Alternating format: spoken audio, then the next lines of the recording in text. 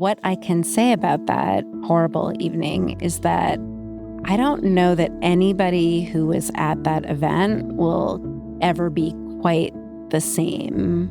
We've gone through October 7th together as a community. We've gone through many horrible anti-Semitic events, maybe from afar, but this was not just in our backyard, it was us. Welcome to What Came After. I'm your host, Manya Marcus. On What Came After, we'll take a look at the many ways people's lives have changed since the brutal massacre in Israel on October 7th, 2023.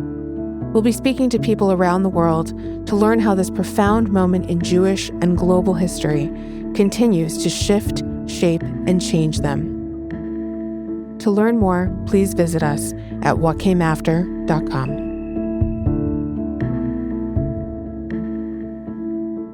It is the 7th of September, 2025, and I'm really honored to be sitting here with Nadine Greenfield-Binstock. Nadine, why don't you tell us about yourself and what you've been doing? Well, thank you so much, Manya, for inviting me here. So as you said, my name's Nadine. I live in Washington, D.C., in the Maryland suburbs. I just completed 20 years working at the American Jewish Committee, AJC, where I was the head of leadership. So I worked primarily with the board and on lay engagement and getting our lay leaders involved in our work. So I just completed that, which I'm very proud of, and now thinking about new things and new horizons and what can I be doing next for the Jewish people and Israel. I assume you're going to take a little bit of a rest. Is that correct? Yes, that was absolutely the idea here. I had given my all to AJC and to the work that I was doing for the last longer than 20 years in other Jewish organizations, that I just needed a pause, a moment to recalibrate, to think about what I want to do next. And it may be very similar, but I needed a pause. So I think this is the part where October 7th comes in. I'm sure you would have gotten to this point at some time, needing to pause and think about what's next. But in the conversation that we had prior to this, you spoke about how the work accelerated beyond really anyone's capacity. Can you talk about the post-October landscape in your work? I do think that even before October 7th, it's always a busy time in a Jewish organization that's working on Israel and on the Jewish community and anti-Semitism, but you feel like you're making progress. And I think when October 7th happened, we've heard stories from so many people that everything just changed, things shifted. And I think that really happened with me too. I love my work, but I also felt like for the last 2 to 3 years, I felt for myself that I could never do enough, that I would work all day, be on Zooms a million hours, come off of Zoom, feed my children dinner, and then go back to do the actual work that I didn't get to do during the day. And it went day in, day out. And when you're working in it and you're living in it on a personal level, there seems to never be a chance to reset or take a break. And even though the organization says, take time off or make sure to take care of yourself, and they always did, there's still something, at least for me, that changed in my brain where I felt like I gotta keep going. There's just never enough hours in the day. Do you mean there was a new urgency? There was absolutely a new urgency, and there was never enough time in the day. There's just always more stuff. And even though I wasn't really the frontline person on the advocacy, I was often the vehicle for the advocacy. So I was often the one who our donors would come to and say, what do we do next? And so I always had to be ready with that. And I think it became a lot to manage with everything. But really, in the end of the day, a lot of it is mental health, just needing to take a step back and say, it's okay to breathe and to recalibrate. When you talked about the fact that you are working in it, but also living in it, and the separation is very hard to tread, it made me think about COVID, how we were all trying to figure out our role, whether it was to continue work that we were already doing or pivot to something else. Pivot was a big word then. But everybody knew, there was no screen. We all knew what each other was going through. And I wonder if you could speak a little bit more about this feeling of no separation between the work you're doing and the world you're living in. Did you feel that kind of separation previously? Was it very porous? I think actually that COVID was the first step to feeling like everything was together. So I live my life in the Jewish community, and those communities are often very focused on Israel and the safety and security of Jews around the world. And that is what AJC also focused on. After COVID, many people felt like, there's no separation really between work and home, no matter what you do. But in this case, it's even more so. So you're still sitting at your desk at home. There's no end of the workday. So having October 7th fall on top of that, I think just exacerbated all of that because it was COVID into October 7th. And you had to pivot from during COVID, after COVID, and now before October 7th, after October 7th. And it's quite different if you think about 2019 versus today, just for people, for humanity, but also for the Jewish world. Very, very different. You put 20 plus years into the Jewish community, Jewish organizations. You've done your time. I don't know how else to say it. But you worry about younger leadership burning out faster than they may have had they inherited the world before October 7th. Are you concerned that our leadership is going to burn out faster than they would have? I'm worried that the number of people who are dedicated and committed won't be the same, but that's for a different reason. I think they're made differently now. I think about my kids, and they grew up in a different environment. Yes, I worry, but I also feel very confident that they're going to be okay, and they're going to come out feeling the same kind of dedication and commitment. It may look a little bit different, but I'm not worried that they won't be there. I think those who are committed, who are dedicated, who are in the community, and who know who they are, know what they believe in, I think they're going to be just fine. But I do look at some of my younger colleagues, and I hope they pace themselves and that they'll be here for the long term. And in no way am I stepping away from the Jewish community or the work. For all I know, in 6 months, I'll be right back, in a very similar work environment because I can't stay away. But I think there is something to be said for pacing yourself and making sure that you're also taking care of your own life. There's been this sense, at least for me and a lot of my peers, that time is just moving so fast. History is happening at this clip. It's one of the reasons that I always state when we're doing the interview, because by the time this airs, who knows what world we're going to be living in and what developments might have occurred. For me, that acceleration, for a lot of us, the acceleration, we just pin back on October 7th. But in this particular community, I think there was another event that made time move much more quickly, and that was the murders of Sarah Milgrim and Yaron Leschinsky. What can you tell me about your role in that and what you saw in your younger colleagues? Because these are the people who were at this event are really the next wave of leadership, and they were particularly traumatized. So I was not there that night, but it's an event that I helped to found 20 years ago. It is one of AJC's flagship events now in Washington, D.C. The whole purpose of that event is really to bring young diplomats from all over the world together with Jewish young professionals to be able to make those connections so that when those young diplomats become on higher levels in their governments, that we have those contacts, that they know us, that we've personalized these relationships, which I think is really the way that we can continue the conversation. Having said that, I was not at the event that night, but of course I knew it was happening. I was very much in the know about what was on tap. I got home at around 9 or something like that, and suddenly my phone started just blowing up with texts from friends and colleagues. And I said, "What are you talking about?" Because I didn't see any news report about it, tweets about it. I didn't know what they were talking about. And they told me this is what happened. I was in shock at first. From the beginning, we didn't know. Were they diplomats? Were they Israeli staffers? Were they our lay leaders who I would have probably known very well? So little by little, obviously, the information came out. But what I can say about that horrible evening is that I don't know that anybody who was at that event will ever be quite the same, because we've gone through October 7th together as a community. We've gone through many horrible anti-Semitic events, maybe from afar, but this was not just in our backyard. It was us.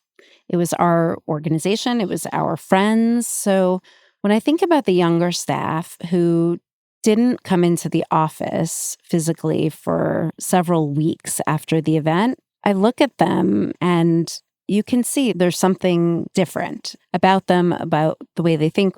I can't speak firsthand because I didn't have many firsthand conversations with them over and over. We tried to give them their space, but I do understand that they were just feeling broken. Something that's been said in the wake of October 7th, of course, about post-traumatic stress, but also about post-traumatic growth. Do you see in any of these younger leaders the light almost brightening, like their passion growing, their purpose growing? Do you see that with anyone yet? Similar to what I was saying before about looking at young people and feeling like they're going to be okay, I think about it in the same way. I do think that there is not a positive spin to what happened, but there is a light where people feel more like they know who they are and what they want to stand up for. I can't speak about the specific individuals because I haven't interviewed them one-on-one, but I do see a lot of positive vibes. If I can shift a little bit for a moment, I have a daughter who's in high school, and she chose to go to a public high school, whereas my older son went to a Jewish day school. And she got to high school in September of 2023. And her entire world changed in that 1 month. And I see her doubling down on her Judaism, on her love for Israel, and her dedication to making sure that Israel have a safe and prosperous future. Whereas I think before, she of course cared about it, but it wasn't in her daily consciousness. So I can only imagine that for all of the younger leaders who are trying to come out from under these moments, these horrible moments, that there is that piece that is thinking, we're going to double down now. You said that you're not concerned that there's going to be less passion in the leadership, but fewer. What do you mean by that? I just worry about the landscape of pro-Israel and anti-Israel environments, about university campuses, about schools generally. We are losing I don't know what a typical American Jew is, so forgive me for using that kind of generalization, but I do feel like we are losing some of them to the more universalist kind of approach in life in general. I see many of the younger people following things they see on social media, things they see in their friends and in their neighbors. And there's so much that is exciting about some of the things that we see. And we think, wow, that really does make a lot of sense. It does. And we have to see the full picture. And I guess it's become more seldom to really see the full picture because we see everything in 10-second bites. And I do feel like we're losing that battle, which is nothing new. Do you mean the battle of understanding our particularism, our unique contribution to the story? I'm not sure what you mean exactly about the battle. I mean both, about the particular nature of us and where we come from as a Jewish community, and that feeling like it's okay to be particular or it's okay to be from a specific group. You don't have to be always thinking universalistically. But I think there's also the piece specific to Israel where I think young people just really want to love. We all want to love everyone, right? I would love to love everybody. But I think that makes us sometimes more vulnerable to moving in a different direction. The worry that I have about the number of young people who are with us, if you can say that. Do you mean affiliated, concerned with our story, affiliated, passionate about yes, being Jewish? And the piece about Israel and knowing where and how to stand for Israel is really complicated. And I do think that even Israel and we don't make it easy for ourselves either. So I worry about that piece. Not that our numbers are, I think there's always a threat to our numbers diminishing because there just is. We're not a huge people. We are not a huge people, but it seems like I heard this somewhere. We are a playground for many other powers and influences. And Interesting. we're the communists, we're the capitalists, the rich, the poor. My father would say, we're often the scapegoats. Which means we're the shapeshifters. Yeah. There was a young person who I spoke to in Brussels several months ago, and he said something that I found so interesting, but I think speaks to what you're telling me right now. He said, as a European Jew, I want to be fully integrated, but not assimilated. And it was such a beautiful and concise encapsulation of what you're talking about. I think maybe you feel American Jews are losing the sense of what the line might be there. I like that a lot. I think that's a very important point.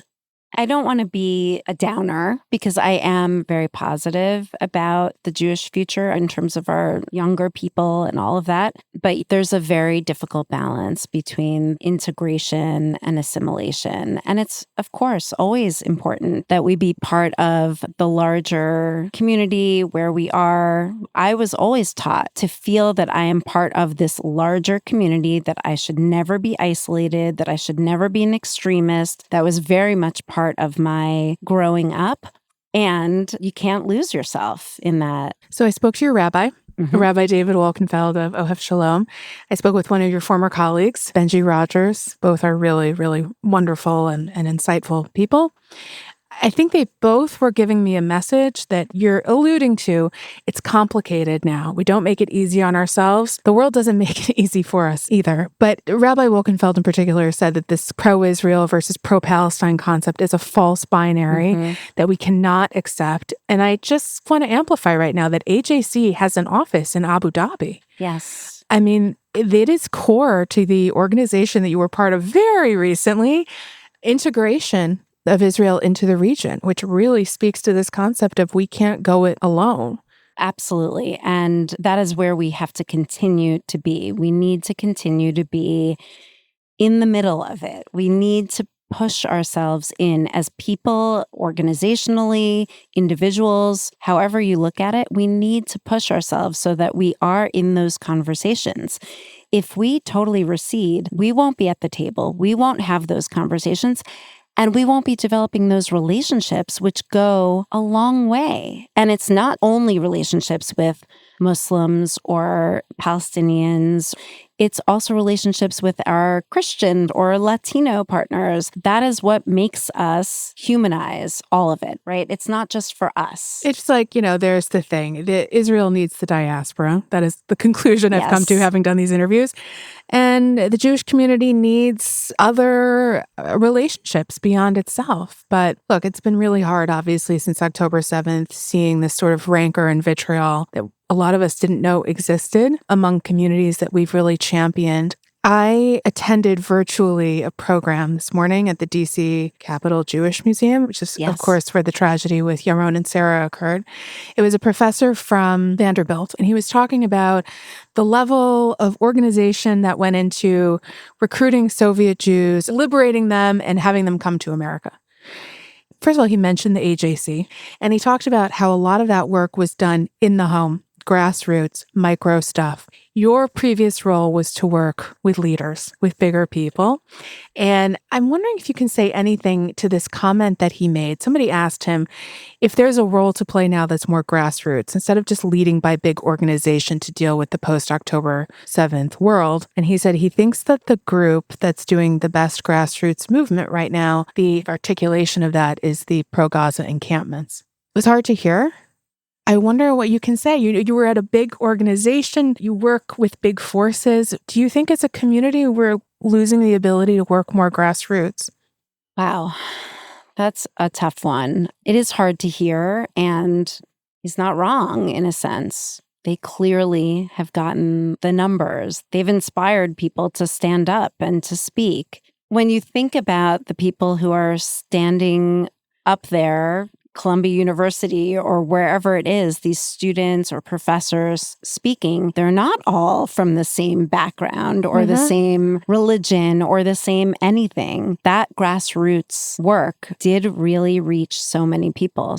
And I don't have a great answer for you on the other piece. I will say that I think AJC is really trying. I believe they still will make a lot of change in terms of getting deeper and getting more grassroots action.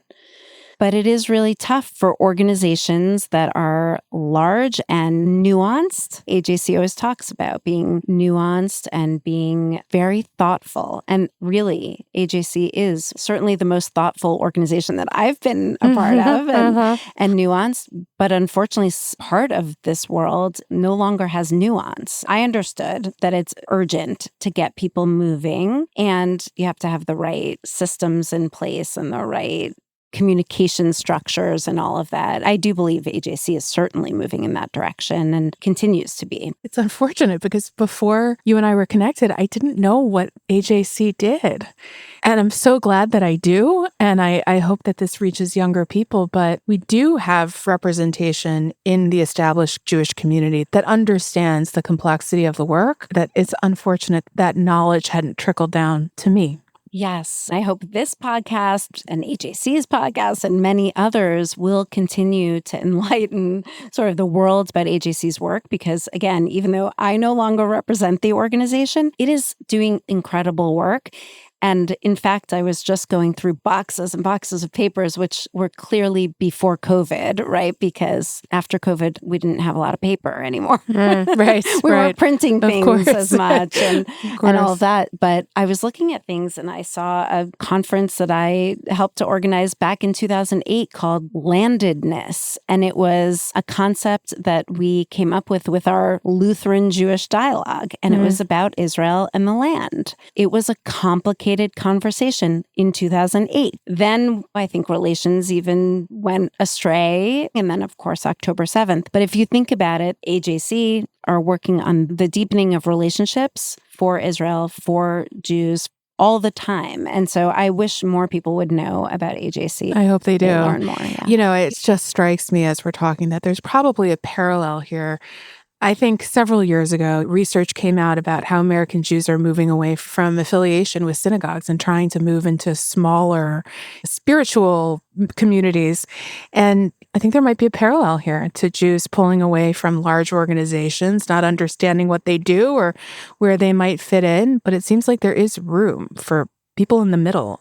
As I was saying before about in terms of potentially losing the numbers of younger people, on the other side, I feel like so many people post-October 7th realized, oh my gosh, there's an AJC, a place in the middle where I can really care about Israel and be very dedicated. And I can also think about the universal approach and that we care about Palestinians or we care about every minority. And we can also take care of ourselves. And I think an organization like AJC are here to help people do that. You were saying about religious communities that are looking for smaller and all of that. I think some of it has to do with patience. I was raised in a household that knew there were organizations and that you had to fill out an application or you had to donate X or Y or whatever it is. I think there's just far less patience for that. And that's where large organizations can start to struggle. You could call it bureaucracy or whatever you want to call it, paper pushing. And very few small organizations can have the impact that large organizations like AJC can have because of the breadth and depth of their relationships, the work that they've been doing, the sheer number of professionals and lay leaders that are working on those things. But I think that there's, interestingly, a widening middle. I think it was shrinking. And I do think that October 7th has started to allow there to be a little bit of that acceptance that there is. Well, you know, we're at a very different place in the war. I felt immediately after October 7th, I don't know if the middle was widening because there was so much polarization. But now that we're deeper into the war, it feels like this is hopefully the opportunity. Immediately after October 7th, I don't even count that as post-October 7th because it's almost like it was October 7th for months and maybe even well into a year. So let's get back to this idea that experiencing tragedy brings Jews back to the fabric of true Jewish history. It's something that you are very familiar with. Can you tell us about your personal background? My father, of blessed memory, who passed away in September of 2022, he was 96 years old and just went to take a nap and didn't wake up. But there was a lot that happened that day that was so interesting. He had been talking about his siblings and his parents, who he never saw again after the war. And so there must have been something deeper there. He was from a small town in Poland, and he was a survivor of 9 concentration camps. I'm close with my mother as well, but I had this very special bond with my father. And it was really about Jewish history. It was really about understanding where we came from, not just his home or his grandparents, but where we as Jews came from and where we were going and where we are going and where we will go. And that was almost like our daily conversation. Somehow, there was always that underlying theme of Jewish peoplehood that came through in every conversation, even with my children, who, thank God, got to know him. My father was the kind of person who people loved. They adored him. And I'm telling you this because with that kind of personality, the warmth and the openness, and to not have lived the rest of his life as an angry person. I mean, of course he had anger, but to live it on the outside, on his sleeve, he never did. And because of that, he drew so many people in. I think he touched so many more lives because he was able to do that. And he really later in life spoke publicly, lots of places. I actually interviewed him and a childhood friend that he was reunited with at OHEV after 70 years. At OHEV Shalom, your synagogue? Yes. No, I don't know that story. It's an incredible story. And I was able to interview him and his friend from childhood in Poland. So he was very open about it. But years ago, when I was a child, he really didn't talk about it much at all. He was older when he had me. He was 49 when I was born. But I think he was afraid to bring me into a world of sadness and anger and feeling like you're not safe. He never lived his life that way, but I know that deep down inside, he always had, those kinds of fears, certainly memories. When I was a child, I would have sleepovers at my house, and I would tell the kids before we went to bed, by the way, if you hear somebody yelling in the middle of the night, it's just my dad. He's probably having a nightmare. Oh, wow. Okay. But as I got older, he made it his business to really focus on telling me everything. And then I became very interested, traveled to Poland a few times, went to see his house before he would go. And I called him from Poland and said, you got to come and see your hometown. And he did, and we traveled together. But all that is to say, there's a very significant imprint of his life on mine and on the way that I think about life and the way that I think my kids even think about life now. He died, as I said, September 2022. And there are lots of, we can say now, little things, but they weren't little then, that happened right after he passed away. And I kept saying, oh my God, if my dad were here to see this, he would not believe it. And then October 7th happened. And I had never, ever thought for 1 second, I'm so glad my father isn't here until that day. Thought this would have killed him. But I have to say, I was really grateful that he was not here to see that, because he always told me, and he tells anybody, it could happen again. He would say it all the time. He didn't mean there's going to be the Nazis exactly, and they're going to gather people up and right. gas Maybe them, not the scale, right? But it can happen again. He meant that this is something that extremists, he always warned me and my kids, just whatever you do, do not become extreme about anything. So when October 7th happened, you were relieved and grateful that he wasn't here for that. But was there a level on which you would have liked his wisdom in that moment? 100%. But I was pretty sad that I had to experience it without him. and without being able to process with him. I mean, it sounds like he is an example of post-traumatic growth. And it's been hard, but sort of reassuring to know that people survived the Holocaust and went on to build beautiful lives, because we think about what people in Israel are facing and how they're going to rebuild. And, your father made it clear that that's possible. Yes. And I think that in the earlier years after the war, with me, never all butterflies and rainbows, but I think it took time. It took human relationships to bring him to center. And the morning that he passed away, he was staring out the window looking at my kids, and he was looking out the window. My kids were just jumping on the trampoline. And I said, "Are you okay?" Because he looked so spacey. And he said, "I'm thinking about my parents and my siblings who would have been here. We all would have had 100 people here to have Rosh Hashanah with." And it said it's the 5 of us in my family and my parents. But he always had that sort of overlay of sadness that he just didn't get to have his family. And, imagine living your life having to wonder, is this person alive? Did they survive? What if he's alive and we can be together and have family holidays together? So he lived with definitely the post-traumatic stress. When people talk to me about survivors in a Jewish context, in 2022, I thought about Holocaust survivors, and now I immediately think about October 7th survivors. What is it like for you as the daughter of a Holocaust survivor to see, I don't even know a not crass way to say this, but the torch get passed, a new generation inherit that designation? I have thought about this since that day, and I've articulated they are the new survivors, because my father died just 1 year before that, and he was 96. And we know that the vast majority of Holocaust survivors have passed away. There are still many around, but not all able to talk about their experiences anymore. The vast majority are gone. And the first thing I thought about was, this is the replenishment of that concept that keeps us going, where before October 7th, there was a lot of sort of question, should we still be talking all the time about the Holocaust? There's just a lot of Holocaust. These kids grow up with so much Holocaust. Can't we move on and talk about the great things in our history? Of course. But in my opinion, I would never feel that this was something that should happen. God forbid. Please don't misunderstand me.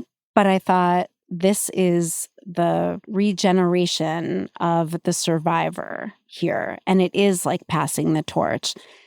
Unfortunately, it's a way for us to keep sharp or to stay on top of it and to be aware of the world that we're living in. Again, it's a horrible thing.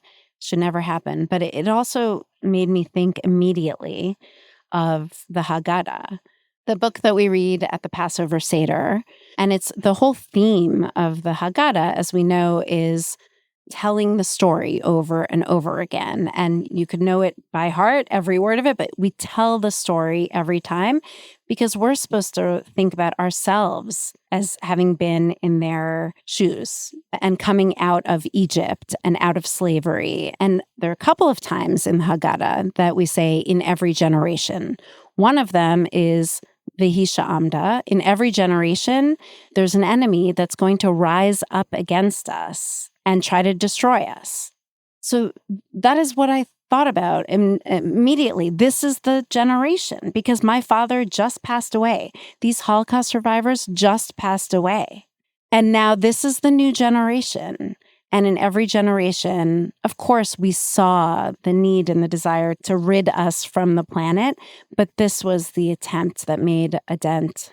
I really struggled as an observant Jew myself to understand this theologically. And so I kind of hounded a rabbi in Tel Aviv and forced him to talk to me on microphone about it. And he said, he's a British Jew. He said when he worked at NYU, he was shocked to learn that these students understood themselves to be mostly white people with a Jewish faith, and that they didn't think of themselves as oppressed or that their bodies might be in danger. He said, when you grow up in Europe, if you're wearing kippah, occasionally someone's going to throw a punch or hurl an insult, but they hadn't had that experience. He talked about how it's clear in our texts that there is a covenant of suffering with God. I don't like that.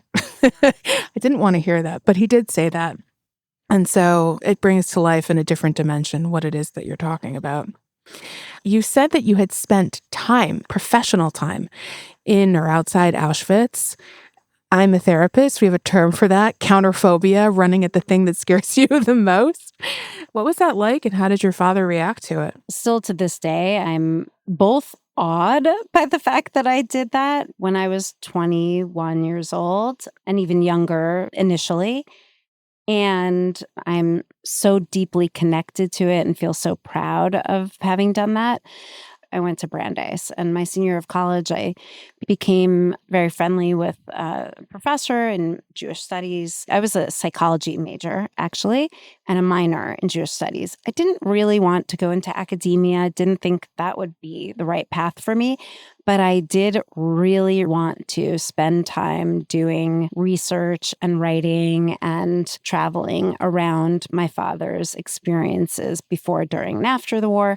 So that was what opened the can of worms, so to speak. I started traveling there for personal reasons to try to research. And I did meet people from the town, and I did see the places that my father grew up, his house. Was he scared when you were there? I kept asking him. I spent the whole year, my whole senior year, every Tuesday, my father would come to Brandeis. My parents lived 20 minutes away, and I would interview him. And so I have maybe 100 hours of recording with him about his experiences.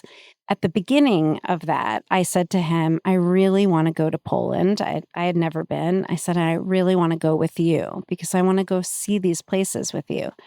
And he said, I don't think so. I don't think I can go. It's just not going to happen. As we continued on, I would say toward the end of the year, there was a little change in the way that he spoke about it. He said, well, then maybe we'll see these things. And then fast forward, I went by myself because he just didn't want to do it. But I went with a group initially, and then I stayed later and I hired somebody to help drive me around and help translate and things like that. But I called him from his home, actually not from his hometown, because there were no phones there in 1995. Wow. So I had to go to a nearby town, and I called him and I said, you have to come. I saw your house, the place where the synagogue was. I saw the civic center that you helped build with your own hands under the Nazis. And he got on a plane and came. So was he scared? I don't think he was scared for me somehow. He was okay with me. He thought, she has a head on her shoulders, she'll be okay. But he was scared for him and how hard it would be.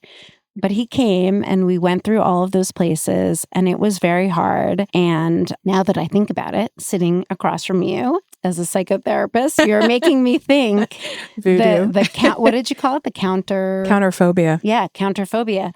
It makes me think, actually, because that might have been the point of his PTSD turning into The post-traumatic growth, because he went and he was so overwhelmed and so emotional, and he came out of it really, I think, feeling more whole than he was before, because he didn't know what was there, what wasn't there. But the point that you were really asking me was that led me, even though I, out of college, took a different job working on summer programs, I got semi-recruited by this project where there was one philanthropist doing this project in the town of Auschwitz. It was basically taking the first ever Jewish communal property under Poland's brand new at the time Jewish restitution law and giving it back to the Jewish community. And then this philanthropist wanted to make that synagogue the only surviving synagogue in the town of Oswiecim, which most people don't know, that the town of Auschwitz had something like 60 different kinds of synagogues and little places of prayer, large places of prayer. And this was the only surviving one. And why did it survive? It survived because the Nazis used it as a munitions warehouse and the communists used it as a carpet warehouse. So when I got the call about working on that project, I said, I am in all the way. And so for 4 years, I worked on this. It's called the Auschwitz Jewish Center, and it's up and running, and people from all over the world visit. And one of the things that I liked most about it was that people from Poland, students, adults, whoever, groups would go there to learn more about life before the Shoah, before the Holocaust, and not just go to the concentration camp and the death camps and see the piles of eyeglasses and the piles of shoes and suitcases, but to see the faces and the names. And it actually is, my father's mother was from the town of Auschwitz, Oswiecim. And so we even found some relics and some things that had her family's name on it. So that was the professional piece of it. And that's actually how I learned about AJC, because they were doing work there. And I would not trade living in the town of Auschwitz. Okay, I just want to make sure that people really understand this. You were living in the town of Auschwitz. I lived there for periods on end. So I didn't move there for 2 years, but I lived there for 2 months at a time. I'd come back, live there for a week at a time. I would spend Shabbat in Krakow or in Warsaw, but I spent my days waking up in a place called the German Center in Oswiecim. It was a German youth center, and it was a great place to stay and be, and people were very warm and friendly. But yeah, it was crazy to open my blinds and think, I just woke up in Auschwitz. I learned from a rabbi that we actually spoke to in Warsaw. He really explained to me the liturgical connection between Shomer and Zachor, right? Like that if we have memory, we will be protected. So when I speak to anybody who's lost anybody, usually on October 7th, but now you have relatives that you lost that you never met, I like to give a platform for telling us about your father. Can you just tell us a little bit about his story? I would be honored, and I thank you for that. So my father, he was born in a town called Dukla, which was near the Czech border, actually. But his family very unusually moved when he was 3 years old to a town called Szczekova. And they moved for more business opportunities. But the irony here is that if they hadn't moved, they probably would have all survived, because all of his first cousins who stayed in the town of Dukla survived and went to Israel. All of his siblings and his parents who moved west, closer, obviously, to the German border, all were murdered, with the exception of his sister, one of 9 siblings that survived.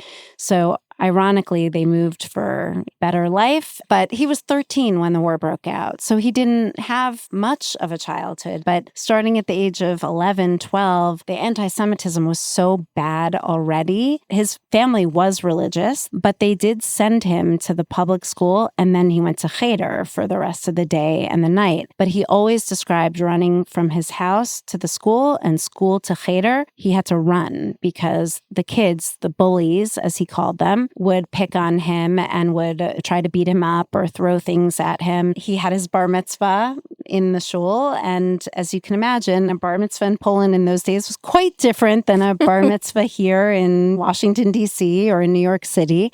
But he went and he had his aliyah. It was July of 1939. So it was really right before the war. But he describes it as having gone, had the aliyah, the men there had a l'chaim, and they all ran home because they could not be hanging around anymore in the town. All that to say, he lived in a ghetto in the nearby town for quite a while. He was working. I mentioned earlier that he helped to physically build a building, the Civic Center, which still stands today in the town of Szczekova. He did that. He worked in a leather tannery. He did all kinds of things at the age of 14, 15, 16. But ultimately, his younger siblings, he will never forget, and I will never forget. It's like I was there thinking about the Haggadah again. Like, I know the story so well that I almost feel like I was there. He was in the ghetto with his mother and the little kids. So when it came time to the roll call and the lining up, as we all have heard about, he always told this story that he got dressed and they were going to go there, and his mother sent him back into their little space. It wasn't their own apartment. They were living with tons of other people, and said, no, go put on your long pants, not your short knickerbockers. Put on your long pants. He said, it's June. He's arguing with his mother. His mother said, just go do it. And they got to the line, and his mother said, just tell them that you're 16. the reason you're wearing long pants is to hide your skinny, knobby knees, which have no strength. And you're going to say that you're 16 and that you're strong. So that you can work. So that you could work instead of going to death. And that is what he did. And he went to the right, as they say, to the group that worked, and the rest of them went to the left. And the thing that he always talks about is he would never forget, and now I will never forget, and I'm pretty sure my children will never forget, the vision of his youngest sister, who was 3 years old, who was thrown onto the truck like a piece of garbage. And he just knew right then he was never going to see them again. So from there, he survived 9 different concentration camps.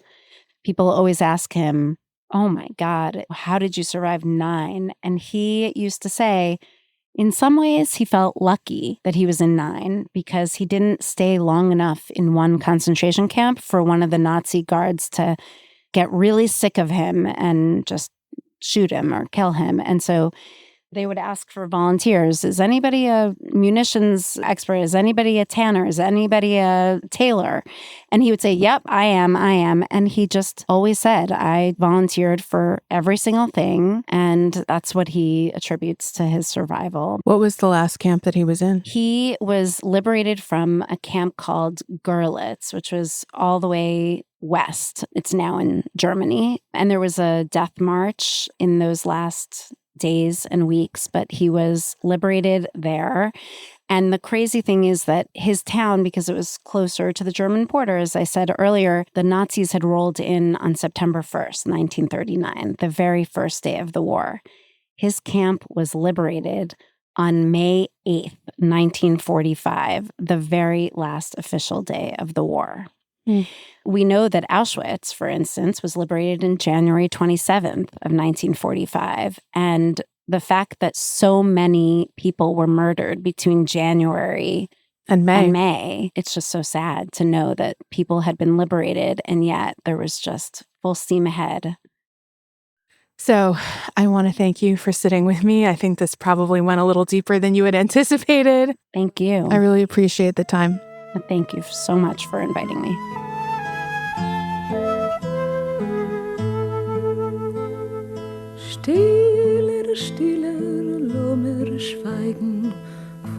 Thanks so much for listening. If you enjoyed this episode, please rate, review, and subscribe to What Came After wherever you get your podcasts. You can also find us online at whatcameafter.com. שקט, שקט, בני נחרישה, כאן צומחים קברים. השונאים אותם נטעו פה מעברים. אל פונר דרכים יובילו, דרך אין לחזור.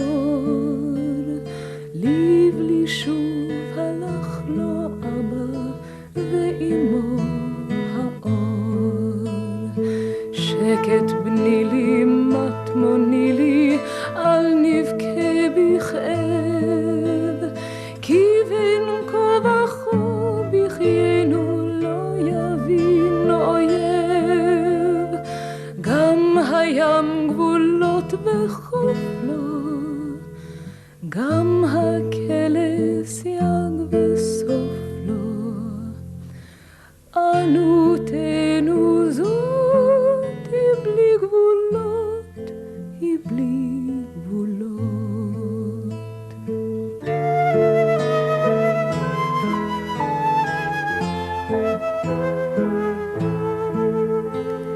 שקט שקט על בשר מבועי הלב, עד אשר חומות תיפולנה נעלם בכאב.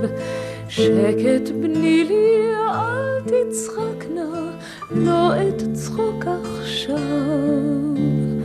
צר הפך את אביבנו לעלה בסתיו.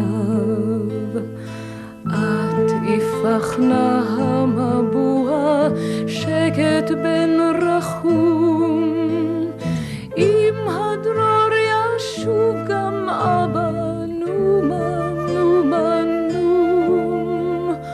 וכמו ביליה המשוחררת כאילן עוטף